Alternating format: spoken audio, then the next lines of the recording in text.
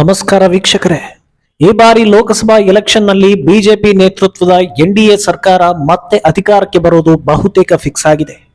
ಪ್ರಧಾನಿ ಮೋದಿ ಮೂರನೇ ಬಾರಿಗೆ ಪಿಎಂ ಆಗಿ ಅಧಿಕಾರ ಸ್ವೀಕರಿಸೋದು ಬಹುತೇಕ ನಿಕ್ಕಿಯಾಗಿದೆ.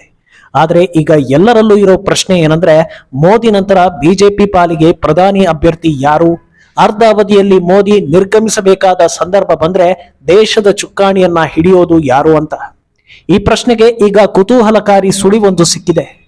ಭಾರತೀಯ ಚುನಾವಣಾ ಚಾಣಾಕ್ಷ ಪ್ರಶಾಂತ್ ಕಿಶೋರ್ ಈ ಬಗ್ಗೆ ಸ್ಫೋಟಕ ಹೇಳಿಕೆಯೊಂದನ್ನ ನೀಡಿ ಎಲ್ಲರ ಕುತೂಹಲವನ್ನ ಇನ್ನಷ್ಟು ಹೆಚ್ಚಿಸಿದ್ದಾರೆ. ಅದೇನಂದ್ರೆ, ಪ್ರಧಾನಿ ಮೋದಿ ನಂತರ ಬಿಜೆಪಿ ಚುಕ್ಕಾಣಿ ಹಿಡಿಯೋ ವ್ಯಕ್ತಿ ಮೋದಿಗಿಂತಲೂ ಸಿಕ್ಕಾಪಟ್ಟೆ ಖಡಕ್ ಆಗಿರ್ತಾರೆ ಅಂತ. ಹಾಗಿದ್ರೆ ಆ ವ್ಯಕ್ತಿ ಯಾರು ಅನ್ನೋ ಪ್ರಶ್ನೆ ಈಗ ಎಲ್ಲರನ್ನೂ ಕಾಡ್ತಾ ಇದೆ. ಅಲ್ಲದೆ ತಮಿಳುನಾಡಿನಲ್ಲಿ ಮಿಂಚು ಹರಿಸ್ತಾ ಇರೋ ಅಣ್ಣಾಮಲೈ ಬಗ್ಗೆಯೂ ಪ್ರಶಾಂತ್ ಕಿಶೋರ್ ಹೇಳಿಕೆ ನೀಡಿದ್ರೆ ವಿನಯ್ ಗುರೂಜಿ ಹೇಳಿದ್ದ ಆ ಒಂದು ಭವಿಷ್ಯ ನಿಜವಾಗಿದೆ. ಹಾಗಿದ್ರೆ ಈ ಎಲ್ಲಾ ವಿಚಾರಗಳನ್ನ ಒನ್ ಬೈ ಒನ್ ತಿಳಿಸ್ತಾ ಹೋಗ್ತೀವಿ. ಈ ವಿಡಿಯೋವನ್ನ ತಪ್ಪದೆ ಕೊನೆ ತನಕ ನೋಡಿ. ಅದಕ್ಕೂ ಮುನ್ನ ಮೀಡಿಯಾ ಮಾನ್ಸ್ಟರ್ ಚಾನಲ್ ಅನ್ನ ತಪ್ಪದೆ ಸಬ್ಸ್ಕ್ರೈಬ್ ಮಾಡಿ. ಎಸ್, ಪ್ರಶಾಂತ್ ಕಿಶೋರ್ ಹೇಳಿಕೆ ರಾಷ್ಟ್ರ ರಾಜಕಾರಣದಲ್ಲಿ ಸಂಚಲನವನ್ನ ಸೃಷ್ಟಿಸಿದೆ. ಮೋದಿ ನಂತರ ಯಾರು ಅನ್ನೋ $1 ಮಿಲಿಯನ್ ಪ್ರಶ್ನೆಗೆ ಜನರ ಸದ್ಯದ ಊಹೆ ಅಂದ್ರೆ ಅದು ಉತ್ತರ ಪ್ರದೇಶ ಸಿಎಂ ಯೋಗಿ ಆದಿತ್ಯನಾಥ್. ಅದರಲ್ಲೂ ಮೋದಿ ನಂತರ ಬರೋ ವ್ಯಕ್ತಿ ಅವರಿಗಿಂತ ಖಡಕ್ ಆಗಿರ್ತಾರೆ ಅಂದ್ರೆ ಜನ ಅದು ಯೋಗಿಯೇ ಇರಬೇಕು ಅಂತ ಫಿಕ್ಸ್ ಆಗ್ತಾರೆ. ರಾಷ್ಟ್ರ ಅನ್ನೋ ವಿಚಾರ ಬಂದ್ರೆ ಪ್ರಧಾನಿ ಮೋದಿ ಯಾರಿಗೂ ಕೇರ್ ಮಾಡಲ್ಲ ಅನ್ನೋದು ಗೊತ್ತೇ ಇದೆ. ಆದ್ರೆ ಮೋದಿ ಆಡಳಿತದಲ್ಲಿ ಒಂದು ವಿಶೇಷತೆ ಇದೆ. ಅದೇನಂದ್ರೆ, ಮೋದಿ ಒಂದು ನಿರ್ಣಯವನ್ನ ತೆಗೆದುಕೊಳ್ಳೋ ಮುಂಚೆ ಎಷ್ಟು ನಿಖರವಾಗಿ ಥಿಂಕ್ ಮಾಡ್ತಾರೆ ಅನ್ನೋದಕ್ಕೆ ರಾಮ ಮಂದಿರವೇ ಸಾಕ್ಷಿ. 30 ವರ್ಷಗಳ ಹಿಂದೆ ಹೇಳಿದ್ದ ಮಾತನ್ನ ಈಗ ನೆರವೇರಿಸಿದ್ದಾರೆ ಅಂದ್ರೆ ಪ್ರತಿ ಹಂತದಲ್ಲಿ ಏನೆಲ್ಲ ಮಾಡಬೇಕು, ಇದಕ್ಕೆ ದಾರಿ ಹೇಗೆ ಅನ್ನೋದರ ಬಗ್ಗೆ ಪ್ರಧಾನಿ ಮೋದಿ ನೀಲ ನಕಾಶೆ ಹಾಕಿಕೊಂಡಿದ್ರು ಅನ್ನೋದು. ಭಾರತಕ್ಕೆ ಹಾಗೂ ಜನತೆಯ ಹಿತಕ್ಕೆ ಆರ್ಟಿಕಲ್ 370 ರದ್ದತಿಯಂತಹ ನಿರ್ಧಾರಗಳನ್ನು ತೆಗೆದುಕೊಂಡು ಬಹಳ ಯಶಸ್ವಿಯಾಗಿ ಹ್ಯಾಂಡಲ್ ಮಾಡಿದ್ರು. ಆದ್ರೆ ಅವರ ನಂತರದ ವ್ಯಕ್ತಿ ಇನ್ನೂ ಖಡಕ್ ಆಗಿರ್ತಾರೆ, ಅವರ ಮುಂದೆ ಮೋದಿ ಸಾಧು ಅನ್ನಿಸ್ತಾರೆ ಅಂದಾಗ ಅದು ಬುಲ್ಡೋಸರ್ ಬಾಬಾ ಯೋಗಿಯೇ ಇರಬೇಕು ಅನ್ನೋ ಚರ್ಚೆ ಜೋರಾಗಿದೆ. ಆದ್ರೆ ಈ ಚರ್ಚೆ ಬಗ್ಗೆಯೂ ಕ್ಲಾರಿಟಿ ಕೊಡ್ತಾರೆ ಪ್ರಶಾಂತ್ ಕಿಶೋರ್. ಒಂದು ಕಾಲದಲ್ಲಿ ಗುಜರಾತ್ ಚುನಾವಣೆ ಗೆಲ್ಲೋದಕ್ಕೆ ಮೋದಿಗೆ ವಾಜಪೇಯಿ ಅವರ ಅನಿವಾರ್ಯತೆ ಇತ್ತು. ಉತ್ತರ ಪ್ರದೇಶದಲ್ಲಿ ಯೋಗಿ ಗೆಲ್ಲೋದಕ್ಕೆ ಪ್ರಧಾನಿ ಮೋದಿಯ ಅನಿವಾರ್ಯತೆಯೂ ಇತ್ತು. ಆದ್ರಿಂದ ಯೋಗಿ ಆ ಹಂತಕ್ಕೆ ತಲುಪೋದಕ್ಕೆ ಇನ್ನೂ ಸಾಕಷ್ಟು ಸಮಯ ಇದೆ ಅಂತ ಹೇಳಿದ್ರು. ಅಲ್ಲದೆ ರಾಮ ಮಂದಿರ ಉದ್ಘಾಟನೆ ಬಳಿಕ ಪ್ರತಿ ಬಿಜೆಪಿ ನಾಯಕರ ಒಳಗಿನ ಹಿಂದೂ ಎದ್ದು ಕೂತಿದ್ದಾನೆ. ಮುಂಚೆಗಿಂತಲೂ ಎಲ್ಲರಲ್ಲೂ ಅಗ್ರೆಸಿವ್ನೆಸ್ ಹೆಚ್ಚಾಗಿದೆ. ಆದ್ರಿಂದ ಪಿಎಂ ರೇಸ್ಗೆ ದೊಡ್ಡ ಪೈಪೋಟಿ ಇರಬಹುದು ಅಂತ ತಿಳಿಸಿದ್ರು. ಈಗ ಯೋಗಿ ಅಲ್ಲದೆ ಇದ್ರೆ ಯಾರಿರಬಹುದು ಅನ್ನೋ ಕುತೂಹಲ ಎಲ್ಲರನ್ನೂ ಕಾಡ್ತಾ ಇದೆ. ಆದ್ರೆ ಲೈಮ್ ಲೈಟ್ ನಲ್ಲಿ ಇರದ ಸಾಮಾನ್ಯ ಕಾರ್ಯಕರ್ತನನ್ನು ಗುರುತಿಸಿ ದೊಡ್ಡ ದೊಡ್ಡ ಹುದ್ದೆ ನೀಡರೋ ಉದಾಹರಣೆಗಳು ಬಿಜೆಪಿಯಲ್ಲಿ ಸಾಕಷ್ಟಿವೆ. ಆದ್ರಿಂದ ಯೋಗಿಯಂತೆಯೇ ಖಡಕ್ ಆಗಿರೋ ಇನ್ಯಾವುದಾದರೂ ಅಭ್ಯರ್ಥಿ ಬರಬಹುದಾ ಅಂತಲೂ ಹಲವರು ಯೋಚಿಸುತ್ತಿದ್ದಾರೆ. ಇತ್ತ ಬಿಜೆಪಿ ಭವಿಷ್ಯ ನುಡಿದಿರೋ ಪ್ರಶಾಂತ್ ಕಿಶೋರ್ ಕಾಂಗ್ರೆಸ್ ಬಗ್ಗೆಯೂ ಒಂದು ಶಾಕಿಂಗ್ ವಿಚಾರವನ್ನ ಬಿಚ್ಚಿಟ್ಟಿದ್ದಾರೆ. ಅದೇನಂದ್ರೆ, ಮೋದಿ ನೇತೃತ್ವದಲ್ಲಿ ಬಿಜೆಪಿಯನ್ನ ಎದುರಿಸೋದಕ್ಕೆ ನಿಂತಿರೋ ಇಂಡಿ ಒಕ್ಕೂಟ ಯಾವ ರೀತಿಯಲ್ಲೂ ಸರಿಸಮನಾಗಿಲ್ಲ ಅಂತ. ಅಲ್ಲದೆ ರಾಹುಲ್ ಗಾಂಧಿ ಸೋಷಿಯಲ್ ಮೀಡಿಯಾದಲ್ಲಿ ಟ್ರಾಲ್ ಆಗುವಂತಹ ಹೇಳಿಕೆಗಳನ್ನೇ ನೀಡ್ತಾರೆ. ಅಖಾಡಕ್ಕೆ ಇಳಿದ ಮೇಲೆ ನಾಯಕನಿಗೆ ಯಾವ ವಿಷಯದ ಬಗ್ಗೆ ಮಾತಾಡಬೇಕು ಅನ್ನೋ ಕ್ಲಾರಿಟಿ ಇರಬೇಕು. ಆದ್ರೆ ರಾಹುಲ್ಗೆ ಆ ಕ್ಲಾರಿಟಿ ಇಲ್ಲ. ಇವತ್ತು ರಫೇಲ್ ಅಂತಾರೆ, ನಾಳೆ ಹಿಂದುತ್ವದ ಬಗ್ಗೆ ಮಾತಾಡ್ತಾರೆ. ಆದ್ರಿಂದ ರಾಜಕೀಯದಲ್ಲಿ ಹಿಂದುಳಿಯೋ ಹಾಗಾಗಿದೆ ಅಂತ ಪ್ರಶಾಂತ್ ಕಿಶೋರ್ ಹೇಳಿದ್ದಾರೆ. ಇನ್ನು ನಾವಾಗ್ಲೇ ಹೇಳಿದ ಹಾಗೆ ತಮಿಳುನಾಡಲ್ಲಿ ಮಿಂಚು ಹರಿಸ್ತಾ ಇರೋ ಅಣ್ಣಾಮಲೈ ಬಗ್ಗೆಯೂ ಪ್ರಶಾಂತ್ ಕಿಶೋರ್ ಹೇಳಿಕೆ ನೀಡಿದ್ದಾರೆ ಅಂತ. ಅದೇನಂದ್ರೆ, ಈ ಬಾರಿಯ ಲೋಕಸಭಾ ಚುನಾವಣೆಯಲ್ಲಿ ತಮಿಳುನಾಡಿಂದ ಬಿಜೆಪಿಗೆ ಡಬಲ್ ಡಿಜಿಟ್ ಸೀಟ್ಗಳು ಬರಲಿವೆ ಅಂತ. That is because of Annamalai ಅನ್ನೋದು ಪ್ರಶಾಂತ್ ಕಿಶೋರ್ ಅಭಿಪ್ರಾಯ. ಎಸ್, ಕಳೆದ ಕೆಲ ತಿಂಗಳ ಹಿಂದೆ ತಮಿಳುನಾಡಲ್ಲಿ ಬಿಜೆಪಿ ಪ್ರಬಲ ರಾಜಕೀಯ ಪಕ್ಷವಾಗಲಿದೆ ಅಂತ ಪ್ರಶಾಂತ್ ಹೇಳಿದ್ರು. ಈಗ ಡಬಲ್ ಡಿಜಿಟ್ ಅನ್ನೋ ಮೂಲಕ ಎಲ್ಲರ ಹುಬ್ಬೇರುವಂತೆ ಮಾಡಿದ್ದಾರೆ. ಅಂದಹಾಗೆ ಇಂಥ ಹೇಳಿಕೆ ಸುಮ್ಮನೆ ಬಂದಿಲ್ಲ. ದ್ರಾವಿಡ ಅನ್ನೋ ಕಲ್ಪನೆಯಲ್ಲಿ ಮುಳುಗಿರೋ ತಮಿಳುನಾಡು ಯಾವ ರಾಷ್ಟ್ರೀಯ ಪಕ್ಷಗಳನ್ನು ಒಳಗೆ ಬಿಟ್ಟುಕೊಂಡಿಲ್ಲ.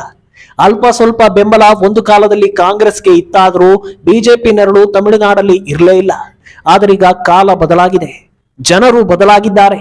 ಅಣ್ಣಾಮಲೈ ನೇತೃತ್ವವನ್ನ ಮೆಚ್ಚಿಕೊಂಡಿರೋ ತಮಿಳುನಾಡು ಜನರು ಮೆಲ್ಲಗೆ ಬಿಜೆಪಿಯತ್ತ ವಾಲುತ್ತಿದ್ದಾರೆ. ಅನಾದಿ ಕಾಲದಿಂದ ಬೆಂಬಲಿಸಿಕೊಂಡು ಬಂದಿರೋ ಪಕ್ಷಗಳ ಮುಖವಾಡ ಕಳಚಿ ಬೀಳ್ತಾ ಇದ್ದು, ಆಗಿದ್ದಾಗ್ಲಿ ಒಮ್ಮೆ ಬಿಜೆಪಿಗೆ ಬೆಂಬಲ ಕೊಟ್ಟು ನೋಡೋಣ ಅನ್ನೋ ಚಿಂತನೆಯಲ್ಲಿದ್ದಾರೆ. ಇದಕ್ಕೆ ಸಾಕ್ಷಿ ಇತ್ತೀಚೆಗೆ ಪ್ರಧಾನಿ ಮೋದಿ ತಮಿಳುನಾಡಲ್ಲಿ ನಡೆಸಿದ ರೋಡ್ ಶೋ ವೇಳೆ ಸಿಕ್ಕ ಅಭೂತಪೂರ್ವ ಜನ ಬೆಂಬಲ. ಹೌದು, ಮಕ್ಕಳು ವೃದ್ಧರು ಎನ್ನದೆ ಎಲ್ಲಾ ವಯೋಮಾನದವರು ಅಂದು ಮೋದಿ ನೋಡೋದಕ್ಕೆ ಜಮಾಯಿಸಿದ್ರು. ತಮಿಳುನಾಡಿನಂತಹ ಸ್ಥಳದಲ್ಲಿ ಇದು ಅಚ್ಚರಿಯ ವಿಚಾರವೇ.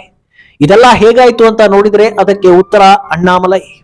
ಎಸ್, ಅದೆಷ್ಟೇ ಪ್ರಭಾವಿ ರಾಜಕಾರಣಿ, ಅದೆಷ್ಟೇ ಉತ್ತಮ ಕೆಲಸಗಾರನಾದ್ರೂ ಆತ ತಮಿಳುನಾಡಿನವನಲ್ಲ ಅಂದ್ರೆ ಅಷ್ಟು ಈಸಿಯಾಗಿ ತಮಿಳಿಗರು ಒಪ್ಪಿಕೊಳ್ಳೋದಿಲ್ಲ. ಬಿಜೆಪಿ ನಮ್ಮದಲ್ಲ ಅಂತಲೇ ಇದ್ದ ಜನಗಳು ಹಾಗೂ ಬಿಜೆಪಿ ಮಧ್ಯೆ ಸೇತುವೆ ಆಗಿರೋದು ಅಣ್ಣಾಮಲೈ. ಯಾವ ಪ್ರಶ್ನೆ ಕೇಳಿದ್ರೂ ಜನರಿಗೆ ಸಮಾಧಾನ ತರಿಸೋ ಉತ್ತರ ಅಣ್ಣಾಮಲೈ ಬಳಿ ಇರುತ್ತೆ. ಸಾಕ್ಷಿ ಸಮೇತ ಅಣ್ಣಾಮಲೈ ಎಸೆಯೋ ಸವಾಲುಗಳಿಗೆ ವಿಪಕ್ಷ ನಾಯಕರೇ ಉತ್ತರ ಕೊಡದೆ ಪತರಗುಟ್ಟುತ್ತಿದ್ದಾರೆ. ಇದನ್ನೆಲ್ಲ ಗಮನಿಸ್ತಾ ಇರೋ ಜನರು ಇವನೇ ನಮ್ಮ ನಾಯಕ ಅನ್ನೋದನ್ನ ಒಪ್ಪಿಕೊಳ್ತಾ ಇದ್ದಾರೆ. ರಾಷ್ಟ್ರ ಅಂತ ಬಂದಾಗ ತಮಿಳುನಾಡು ಜನರು ಮೋದಿಯನ್ನ ಒಪ್ಪಿಕೊಳ್ತಾರೆ. ಆದ್ರೆ ಅದನ್ನ ವೋಟಿನ ಮೂಲಕ ಇದುವರೆಗೂ ತಿಳಿಸೇ ಇಲ್ಲ. ಆದ್ರೆ ಈ ಬಾರಿ ಆ ಕೆಲಸ ಆಗಲಿದೆ ಅಂತ ಅಂದಾಜಿಸಲಾಗಿದೆ. ಏನಿಲ್ಲ ಅಂದ್ರೂ ಈ ಬಾರಿ ತಮಿಳುನಾಡಿನ ಬಿಜೆಪಿ ವೋಟ್ ಶೇರಿಂಗ್ ದೊಡ್ಡ ಮಟ್ಟದಲ್ಲಿ ಇರುತ್ತೆ ಅಂತ ಅಂದಾಜಿಸಲಾಗಿದೆ. ಅಣ್ಣಾಮಲೈ ರಾಜಕೀಯಕ್ಕೆ ಬಂದಾಗ ತಮಿಳುನಾಡಲ್ಲಿ ಎಳ್ಳಷ್ಟು ಬೆಂಬಲ ಇರಲಿಲ್ಲ. IPS ಹುದ್ದೆ ಬಿಟ್ಟು ರಾಜಕೀಯಕ್ಕೆ ಬಂದಿದ್ಯಾಕೆ ಅಂತ ಜನರು ಪ್ರಶ್ನೆ ಮಾಡ್ತಾ ಇದ್ರು. ಆದ್ರೆ ಅದ್ಯಾವಾಗ ಅಣ್ಣಾಮಲೈ ಮಾತುಗಳು ಸೆನ್ಸಿಬಲ್ ಹಾಗೂ ಮೆಚ್ಯೂರ್ಡ್ ಅನ್ನೋದನ್ನ ಜನರು ಅರ್ಥ ಮಾಡಿಕೊಂಡ್ರೋ ಈ ವ್ಯಕ್ತಿಯ ಮಾತಲ್ಲಿ ತೂಕವಿದೆ ಅನ್ನೋದನ್ನ ಗಮನಿಸ್ತಾರೆ. ಮೊದಲ ಬಾರಿ ಎಲೆಕ್ಷನ್ ನಲ್ಲಿ ಸೋಲು ಕಂಡ್ರು ಗ್ರೌಂಡ್ ಲೆವೆಲ್ ನಲ್ಲಿ ಎಲ್ಲಾ ಮನೆಗಳಿಗೆ ವಿಸಿಟ್ ಮಾಡಿ ಅವರ ಸಮಸ್ಯೆಗಳು ಏನು, ಎಷ್ಟು ವರ್ಷಗಳಿಂದ ಸಮಸ್ಯೆಗಳನ್ನ ಎದುರಿಸ್ತಾ ಇದ್ದಾರೆ ಅನ್ನೋದನ್ನ ಅಣ್ಣಾಮಲೈ ಟೀಮ್ ಕಲೆಕ್ಟ್ ಮಾಡಿ ತಮಿಳುನಾಡಿನಲ್ಲಿ ಸಂಚಲನ ಸೃಷ್ಟಿಸಿತ್ತು. ಗ್ರೌಂಡ್ ಲೆವೆಲ್ ನಲ್ಲಿ ಬಿಜೆಪಿ ಗಟ್ಟಿಯಾಗ್ತಾ ಹೋಯ್ತು. ಇನ್ನೊಂದೆಡೆ ತಮಿಳುನಾಡಿನ ಮಾಧ್ಯಮಗಳ ಪೈಕಿ 90ರಷ್ಟು ಚಾನೆಲ್ಗಳು ಬಿಜೆಪಿ ವಿರುದ್ಧ ಮನಸ್ಥಿತಿ ಹೊಂದಿದ್ರು ಅಲ್ಲಿ ನಡೆಯೋ ಡಿಸ್ಕಷನ್ಗಳಲ್ಲಿ ಅಣ್ಣಾಮಲೈ ನೀಡ್ತಾ ಇದ್ದ ಉತ್ತರಗಳನ್ನ ಕಂಡು ನಿರೂಪಕರು ಹಾಗೂ ವಿಪಕ್ಷಗಳ ವಕ್ತಾರರು ದಂಗಾಗಿದ್ರು. ಮರು ಪ್ರಶ್ನೆಗೆ ಉತ್ತರ ನೀಡಲಾಗದೆ ಪತರಗುಟ್ಟುತ್ತಿದ್ರು. ಇದು ಅಣ್ಣಾಮಲೈ ಪಾಪ್ಯುಲಾರಿಟಿಯನ್ನ ಮತ್ತಷ್ಟು ಹೆಚ್ಚಾಗಿಸ್ತಾ ಹೋಯ್ತು. ಅದರಲ್ಲೂ ಯುವ ಸಮುದಾಯದ ಬಹುತೇಕರು ಅಣ್ಣಾಮಲೈ ಪರವಾಗಿ ನಿಂತಿರೋದ್ರಿಂದ ಪಕ್ಕ ಈ ಬಾರಿ ಬದಲಾವಣೆ ಗಾಳಿ ಬೀಸಲಿದೆ ಅನ್ನೋದು ಪ್ರಶಾಂತ್ ಕಿಶೋರ್ ಸೇರಿ ಹಲವರ ಲೆಕ್ಕಾಚಾರ. ಇನ್ನು ಇದೇ ಅಣ್ಣಾಮಲೈ ಬಗ್ಗೆ ವಿನಯ್ ಗುರೂಜಿ ಬಹಳ ಹಿಂದೆಯೇ ನುಡಿದಿದ್ದ ಭವಿಷ್ಯ ನಿಜವಾಗಿದ್ದು ಮತ್ತೊಂದು ಭವಿಷ್ಯ ನಿಜವಾಗುತ್ತಾ ಅಂತ ನೋಡೋದಕ್ಕೆ ಜನರು ಉತ್ಸುಕರಾಗಿದ್ದಾರೆ.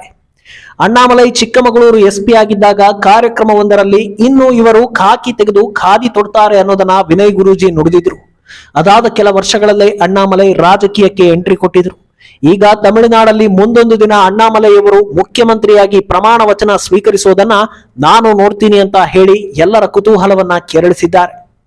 ಈ ಹಿಂದೆ ಅಂದ್ರೆ ಕಳೆದ ಲೋಕಸಭಾ ಎಲೆಕ್ಷನ್ ಪ್ರಚಾರ ಕಾರ್ಯಕ್ರಮದ ವೇಳೆ ಮೋದಿಗೆ ವಿನಯ್ ಗುರೂಜಿ ಧನಸ್ಸೊಂದನ್ನ ನೀಡಿದ್ರು. ಈಗ ಅಯೋಧ್ಯೆಯಲ್ಲಿ ರಾಮ ಮಂದಿರ ಉದ್ಘಾಟನೆ ಆಗಿದೆ. ಅಲ್ಲದೆ ಇನ್ನು ಕೆಲ ದಿನಗಳಲ್ಲಿ ಮೋದಿ ಪಟ್ಟಾಭಿಷೇಕವನ್ನು ಎಲ್ಲರೂ ನೋಡಲಿದ್ದೀರಿ ಅಂತ ಹೇಳೋ ಮೂಲಕ ಈ ಬಾರಿ ಮೋದಿ ಮತ್ತೆ ಪ್ರಧಾನಿ ಆಗ್ತಾರೆ ಅನ್ನೋ ವಿಚಾರವನ್ನ ಬಿಚ್ಚಿಟ್ಟಿದ್ದಾರೆ ವಿನಯ್ ಗುರೂಜಿ. ಒಟ್ನಲ್ಲಿ ಜನರ ನಿರೀಕ್ಷೆಗೆ ತಕ್ಕಂತೆ ಚುನಾವಣಾ ತಂತ್ರಗಾರರ ಭವಿಷ್ಯವೂ ಬರ್ತಾ ಇದೆ. ಮೋದಿ ನಂತರ PM ಯಾರಾಗ್ತಾರೆ ಅನ್ನೋದು ಒಂದು ಕುತೂಹಲವಾದ್ರೆ ಅಣ್ಣಾಮಲೈ ಮೂಲಕ ತಮಿಳುನಾಡಲ್ಲಿ ಬಿಜೆಪಿ ಕ್ರಾಂತಿ ಮಾಡಲಿದೆಯಾ ಅನ್ನೋದು ಮತ್ತೊಂದು ಕುತೂಹಲ. ಈ ಬಗ್ಗೆ ನಿಮ್ಮ ಅಭಿಪ್ರಾಯ ಏನು ಅನ್ನೋದನ್ನ ತಪ್ಪದೆ ಕಾಮೆಂಟ್ ಮೂಲಕ ತಿಳಿಸಿ.